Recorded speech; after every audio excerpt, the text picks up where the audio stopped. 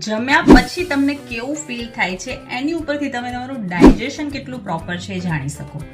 જમ્યા પછી જો તમને થોડીક વાર એટલે કે 20-25 મિનિટ પછી એકદમ સૂવાનું મન થઈ જાય, સ્લીપી લાગે, આંખ ઢળી પડતી હોય એવું લાગે, તો તમારું ગ્લુકોઝ એકદમ ડાઉન થયું છે બોડીમાં. એવું કેમ થયું છે? કેમ કે તમે તમારા મીલમાં ખૂબ પ્રમાણમાં કાર્બ્સ અને શુગરવાળી વસ્તુ લઈ લીધી છે. તો આવું થાય છે, તમારા મીલમાં પ્રોટીન અને ફાઈબરની જરૂર છે. સેકન્ડ, જમ્યા પછી તમને ખૂબ જ ઓડકાર આવે છે અથવા તો બ્લોટિંગ થઈ ગયું છે. જમ્યાના અડધી પોણી કલાક પછી પેટ એકદમ ભારે થઈ જાય, ખેંચાતું એવું લાગે, બ્લોટિંગ થઈ જાય, તો એનો મતલબ છે તમારા સ્ટમક એસિડ ઓછા છે. જે ડાયજેશનમાં સ્ટમક એસિડની જરૂર પડે છે એ ઓછા છે, એટલે તમને એવું લાગે છે કે તમને ખૂબ જ બ્લોટિંગ થઈ ગયું છે.